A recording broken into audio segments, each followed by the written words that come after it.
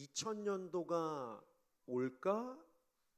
라고 했던 것이 얼마 되지 않은 것 같은데요. 벌써 2025년도입니다.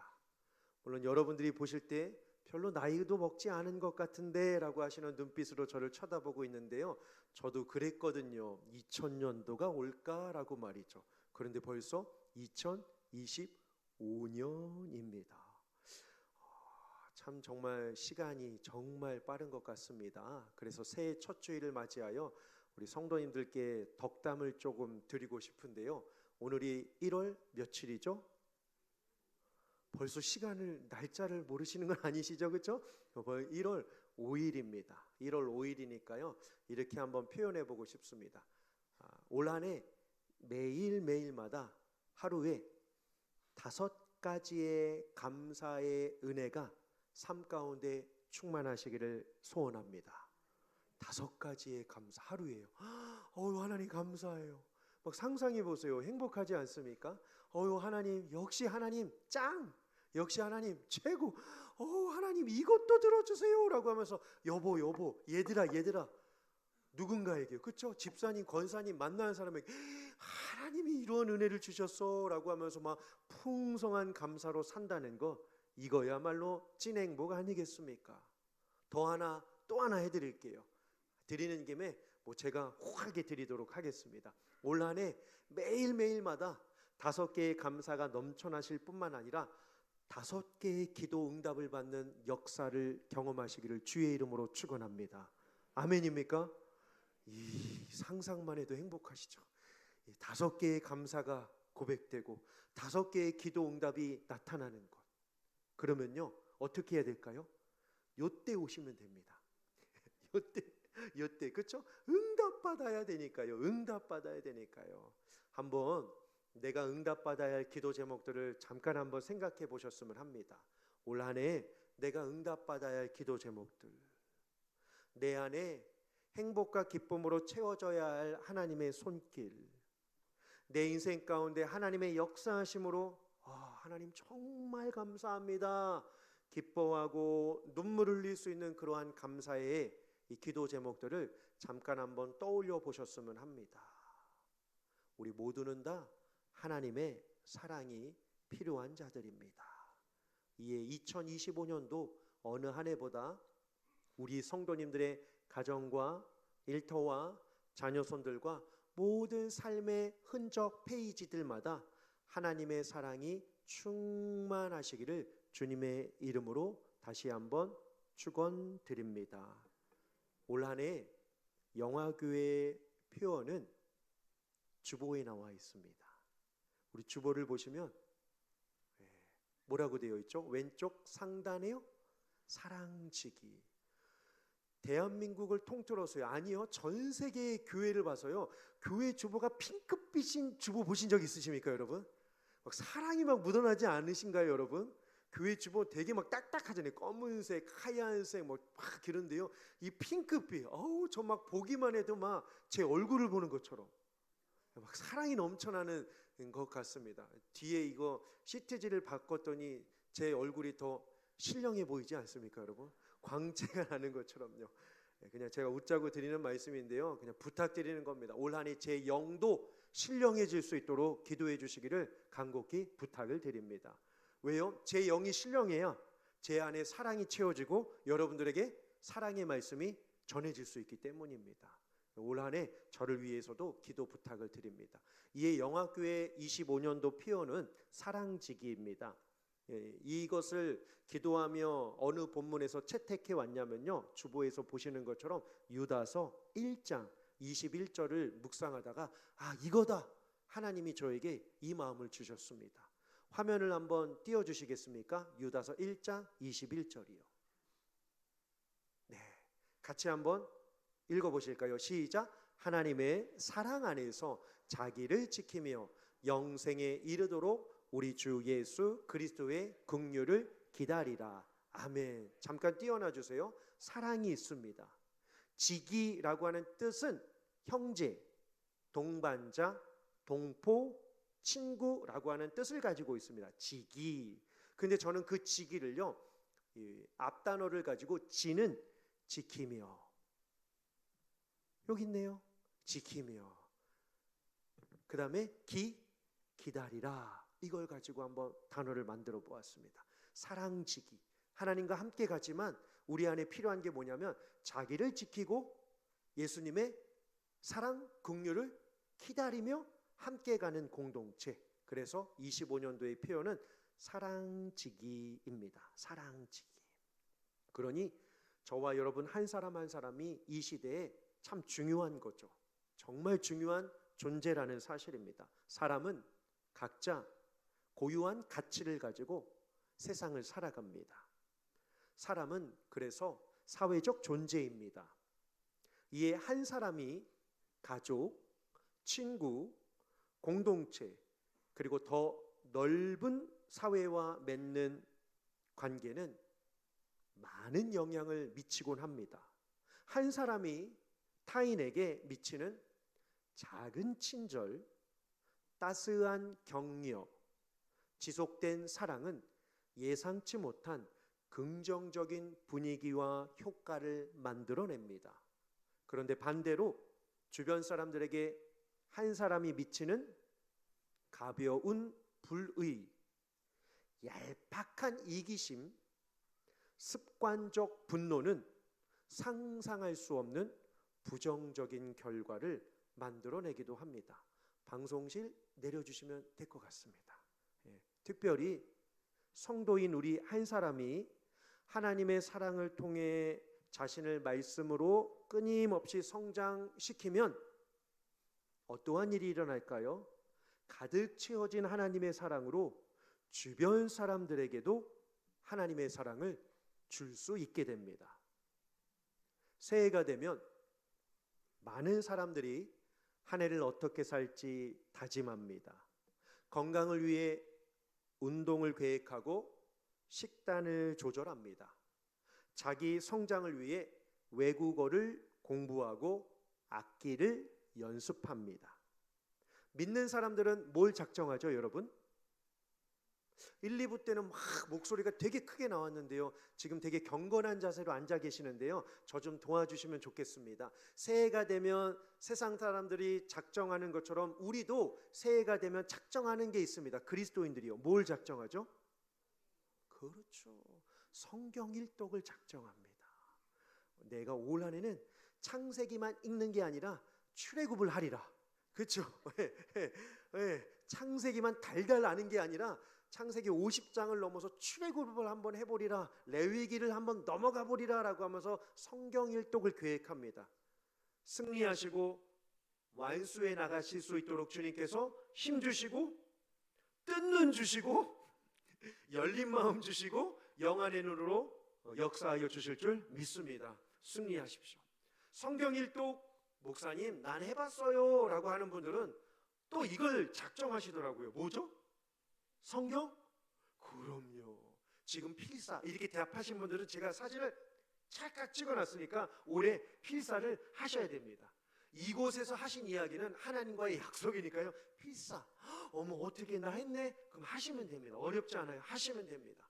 근데 제가 하나 더 알려드릴게요. 교회 다니는 분들은 성경 일독도 작정하시고 성경 필사도 작정하십니다. 그럼 난 뭘 해야 되지? 라고 했을 때 이걸 하신 분이 이 안에 계셔요. 뭔지 아십니까? 찬송가 필사예요. 찬송가 필사 한번 해보십시오. 놀라운 은혜가 됩니다. 그냥 내가 이게 부르는 것과 쓰면서 그 가사를 음미해보는 이 맛은요 달라요. 한번 해보십시오. 목사님 나는 성경 일독도 해봤고 성경 필사도 해봤고 찬송가 필사도 해봤어요. 뭘 해야 되죠? 그렇게 묻는 분이 계십니다. 그러면 저는 이렇게 답을 하죠. 다시 성경을 일독하시면 됩니다. 이렇게 하시면 돼요. 이처럼 믿는 분들은 이러한 계획을 작정을 갖곤 하시죠. 그거 말고 뭐 더 특별한 작정이 없을까요? 라고 궁금해하시는 눈빛으로 저를 지금 쳐다보고 계시는데요. 제가 더 좋은 거 하나 알려드릴게요. 그게 바로 뭐냐면 예배를 드리는 거예요. 에? 그게 뭐냐고요? 예배를 드리는 거라고요. 나는 3부 예배 한 번만으로 만족을 할 수가 없어. 그럼 어떻게 하면 되죠? 네, 4부를 한 번 더 드리시면 돼요. 여러분 오늘 점심이 떡국이래요. 떡국 드시고 4부 예배, 오후 예배를 한 번 더 드리시면 돼요. 시간이 너무 늦는데요? 그럼 핑계를 대시죠? 그러면 저는 뭐라고 대답을 할까요? 2부 예배 일찍 오시면 됩니다. 2부 예배를 드리시고 3부를 중심으로 2부 드리시고 또 한 번 드리시고 3부 드리시고 4부 한 번 드리시고. 왜요? 사실 우리가 일주일 내내 세상에 있다가 주일 한 번 예배를 드리는 모습이 사실 목회자로서는 안타깝기 때문입니다. 더 나아가 주님이 바라시는 마음도 저와 같은 마음이시리라 생각이 듭니다. 하나님 안에 더 거하는 것, 하나님과 함께 시간을 갖는 것, 그리고 하나님을 예배하는 것. 우리의 삶의 최종 목적이 무엇입니까? 구원받고 천국 가는 것도 중요한 목적이지만 우리는 이 진리의 말씀을 사랑으로 받고 사랑으로 알고 사랑으로 나누어 주는 것이 우리의 삶의 아주 중요한 가치가 되기 때문입니다. 잘 한번 고민해 보십시오. 예배를 한 번 더 드리는 그 마음 말입니다. 마음이요. 왜냐하면 저는 올 한 해를 준비하면서 하나님 앞에 기도를 드리다가 하나님, 영화교회는 어떠한 다짐이 필요합니까? 기도하다가 하나님께서 저에게 이러한 마음을 주셨습니다. 24년도가 복음으로 사는 한 해였습니다. 그러면 복음을 가진 신자의 삶은 단순히 자신의 형편이 좋아지기만을 위하여 살지는 않습니다. 또 누군가에게 세상의 방식을 주는 사람으로 살지 않기 때문입니다. 어떠한 사람입니까? 나를 부르신 목적을 누구보다도 잘 아는 사람이 바로 하나님의 뜻을 이 땅 가운데 실천할 수 있기 때문입니다. 그 질문에 대한 답을 잘 말씀해 주는 구절이 오늘 에베소서 1장 4절입니다. 1장 4절을 보시면 하나님이 우리를 부르시는 목적이 잘 기록되어 있습니다. 그런데 해결해야 될 단어가 있네요. 1장 4절을 보시면 곧이라고 하는 단어입니다. 성경을 읽으실 때 곧이라고 하는 단어는 정말 중요한 단어입니다. 왜 그럴까요? 이 단어는 앞의 문장을 다시 한번 설명하는 단어이기 때문입니다. 그래서 곧이라고 하는 단어가 나오면 앞구절을 항상 같이 끌고 가셔야 돼요. 곧, 우리도 그러잖아요. 말 주르륵 하다가 곧 이거야 라고 하는 것처럼 곧이라고 하는 단어. 즉 그러면 3절에 사도 바울이 에베소 교회에게 이 3절 안에 무엇을 이야기를 했냐면 하늘에 속한 신령한 복을 주시기 위하여 우리를 자녀 삼으셨다라고 이야기를 합니다. 하나님이 우리를 부르신 목적이 무엇입니까? 하늘에 속한 신령한 복을 주시기 위하여 우리를 부르셨다라는 말씀을 합니다. 그러면 하늘에 속한 신령한 복이 무엇인데 그것을 왜 우리에게 주셨는가라고 우리는 알 필요가 있습니다. 3절을 보면 다시 한번 3절을 보시면요. 4절입니다. 4절을 보시면 하늘에 속한 신령한 복 첫 번째가 이렇게 표현하고 있습니다. 우리를 택하셨다라고 하는 것이죠. 누가요? 하나님께서. 이 복의 첫 번째가 바로 무엇이냐면 하나님이 우리를 택하셨다라고 하는 것입니다. 사람은 같이 있다가도 내 마음에 들지 않으면 실증납니다. 그리고 가까이 하지 않습니다. 그리고 상처를 주면 멀리합니다. 그리고 뭔가 다툼이 분쟁이 일어나면 심지어는 절교까지도 합니다. 근데 요즘에는 이게 친구 관계를 넘어서 어때요? 가족 안에서도 관계가 끊어져 있는 가족들이 너무 많이 있습니다. 부부가, 부모와 자녀가, 형제 자매들끼리 말이죠. 참 안타까운 시대에 우리가 살고 있습니다. 그런데 하나님을 보십시오. 하나님이 우리를 어떻게 하셨냐면 택하셨다라고 이야기를 합니다. 택하셨다라고 이야기를 해요. 또 보실까요? 5절을 보시면 이렇게 말씀을 하고 있습니다. 우리를 예정하사라고 말이죠. 우리를 예정하사라고 말이죠. 이 예정이라고 하는 단어는 정말 중요한 단어입니다. 이 뜻은 무엇이냐면 결코 버리지 않는 사랑입니다. 결코 버리지 않는 사랑이에요. 한 번 삼으셨기 때문에 그 울타리 밖으로 던지지 않는 하나님의 마음이 이 안에 담겨져 있습니다. 또 6절 보시면 이렇게 말씀을 합니다. 은혜의 영광을 찬송하게 하려는 것, 이게 신령한 복이라고 이야기를 합니다. 죄인인 우리인데 하나님이 우리를 택하셔서 그리고 포기하지 않으시고 더 나아가 은혜의 찬송을 하게 하신다라고 하는 것은 내 삶에 고난이 와도 그리스도가 대안인 것을 고백하게 하는 삶이 바로 이 은혜의 찬송을 하게 하는 삶이다라고 성경은 말씀하고 있습니다.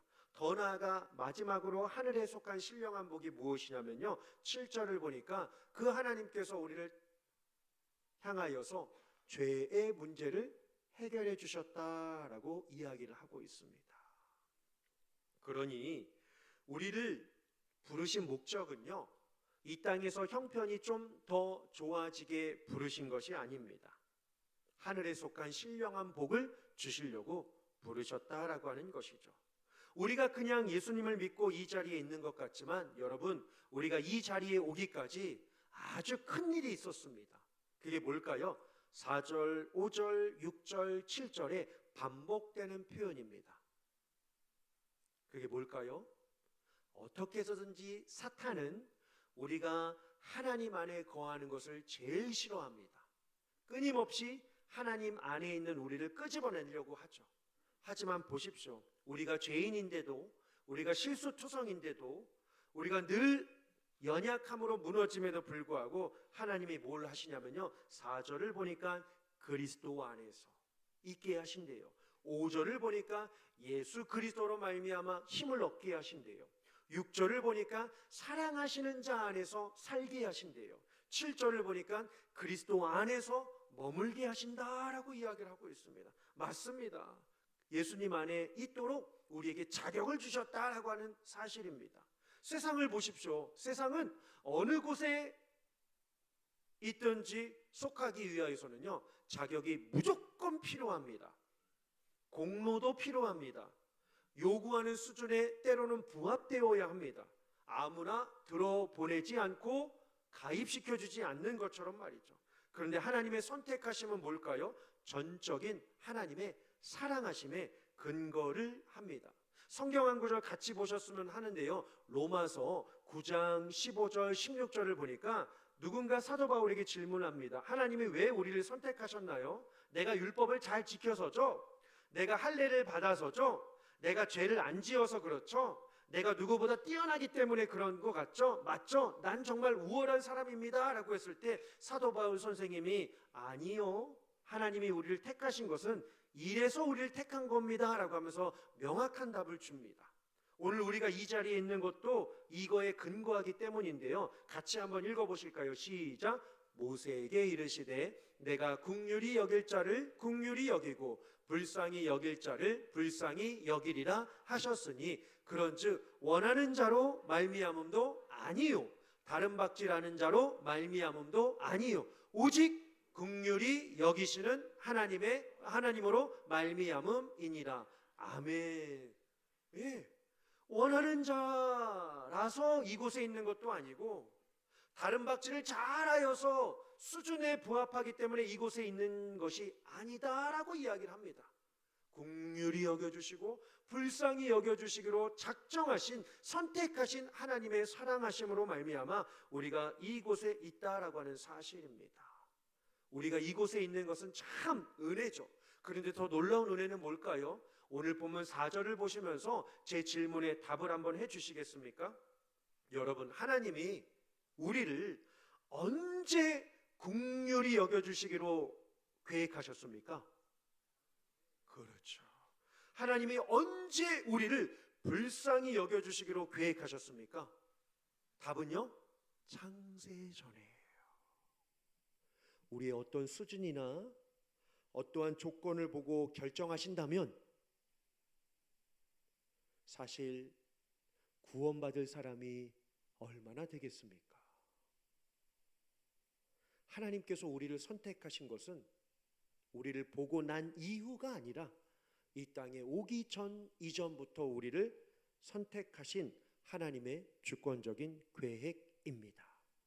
이에 우리는 하나님 앞에서 절대적으로 교만할 수가 없습니다. 하나님께서 우리를 부르심은 우리의 행위대로 하심이 아니요 오직 예수 그리스도의 영원 전부터 있었던 은혜로 가능했기 때문인 줄 믿으시기를 우리 구주 예수 그리스도의 이름으로 간절히 축원합니다. 오늘 본문 4절을 보니까 창세전에 하나님이 나를 택하셔서 하늘에 신령한 복을 주셨구나라고 하는 것을 기억하며 사는 사람은 이렇게 산대요. 어떻게요? 오늘 적용인데요. 거룩하고 흠이 없게 산대요. 물론 이 표현은 너무 부담이 됩니다. 거룩하고 흠이 없는 삶. 자, 보세요. 사람은 본질적으로 하나님을 대적합니다. 타락의 결과이요 아담으로부터 주어진 원죄이기 때문에 누구도 예외는 없습니다. 그 후 사람은 하나님의 진노를 피할 수 없게 되었습니다. 이런 상태에서 누가 빠져나올 수 있겠습니까? 답은 하나님께서만이 우리를 건져주실 수 있습니다. 우리 죄인들을 수렁에서 건져내어 구원하시고 선택하여 주셨기 때문에 오늘 우리가 하나님을 아버지라고 부르게 되는 줄 믿습니다. 전적으로 우리가 말하는 것 때문이 아닙니다. 생각을 잘해서 때문이 아닙니다. 행동이 올바르고 윤리적이었기 때문이 아닙니다. 전혀 상관이 없습니다. 솔직히 하나님은 우리의 됨됨이를 잘 알고 계시는 분 아니십니까? 그런데 우리를 어떻게 해요? 저는 이 표현이 참 너무 포근한데요. 1장 5절을 보시면 이러한 표현이 있습니다. 기쁘신 뜻대로 우리를 예정하셨대요. 자격이 돼서가 아니라, 수준에 부합돼서가 아니라, 마음에 맞아서가 아니라, 수준이 탁월하기 때문이 아니라 창세전에 우리를 어떻게 해요? 기쁘신 뜻대로 우리를 예정하셨다라고 말씀하고 있습니다. 그렇다면 우리는 이런 고민을 할 수 있겠죠. 하나님이 기쁘신 뜻대로 나를 선택하셨다라고 한다면 우리는 이러한 고민을 할 수 있습니다. 나는 어떠한 그리스도인으로 살고 있는가? 하나님께서 다른 사람들과 나를 구분하셨는데 왜 구분하셨을까? 구분하시고 나는 어떻게 살아야 할까? 무엇이 나를 오늘 이 자리에서 예배하고 있는가? 사실 지금 수천만 수백만의 사람들은 오늘 예배의 자리에 있지 않고 저마다 자기의 침대에 누워 있거나 저마다 자기의 휴대폰을 손에 들고 다양한 일을 보내면서 지금 이 시간을 보내고 있는데 말이죠. 하지만 하나님의 자녀인 나는 왜 그들과 다를까? 무엇이 나를 다르게 만들까? 우리는 어쩌다 보니 이곳에 있는 것이 아닙니다. 여러분, 이곳에 와 있는 이상 진짜 중요한 게 뭘까요? 예배드리는 지금 나의 모습도 중요하지만 예배드리고 이후의 삶을 어떻게 살지를 고민하는 삶이 더 중요합니다.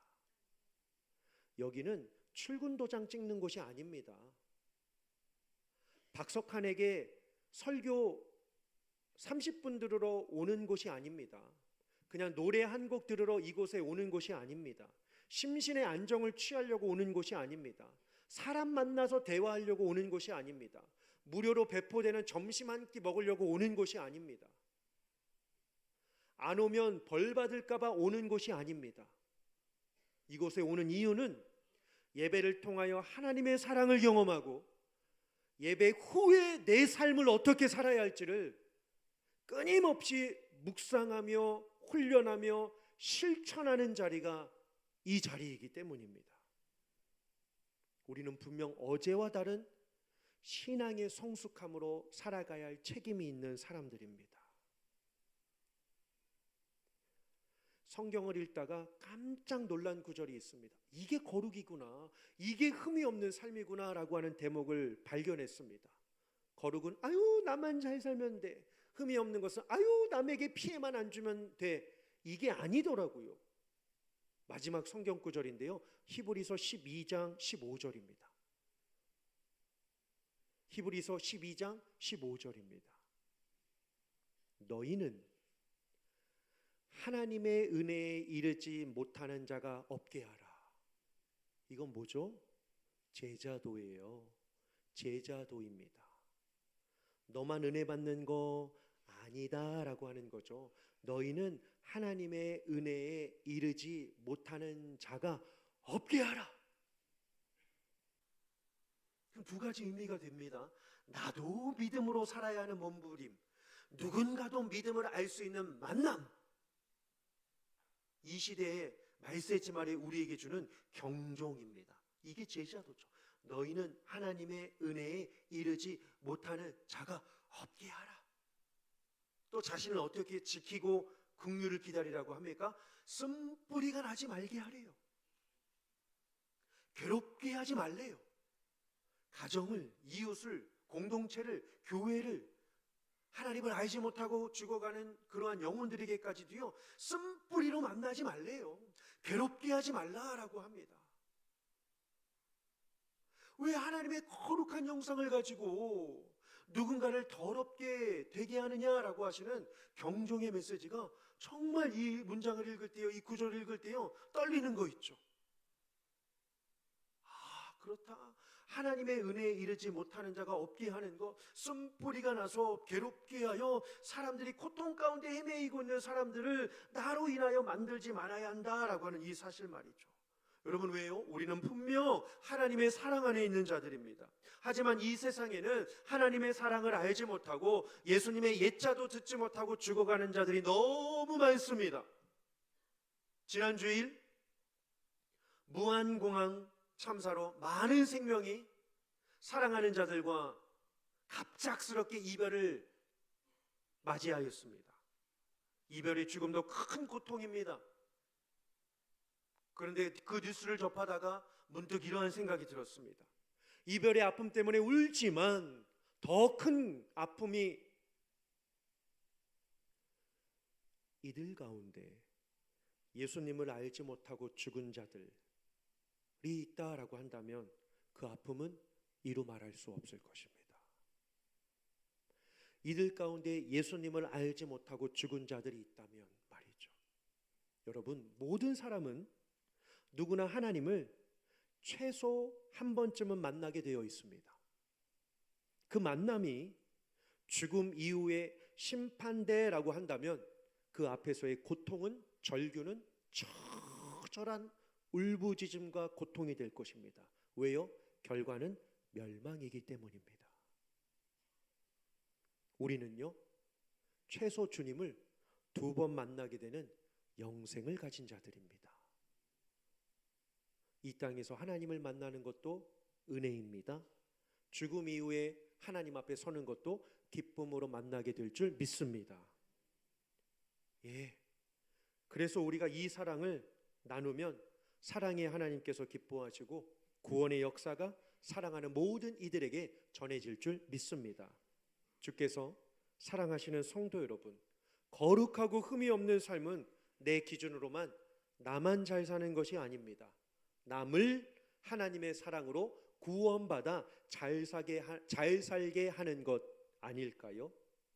사랑으로 내가 살아나는 한 해, 사랑으로 누군가를 살리는 한 해, 사랑으로 모두를 살려가는 한 해가 되어 올 한 해 하나님의 놀라운 사랑을 그 어느 때보다도 깊이 경험하시고 하나님과의 친밀한 사귐으로 승리하시는 귀하고 복된 한 해가 되시기를 주님의 이름으로 축원합니다.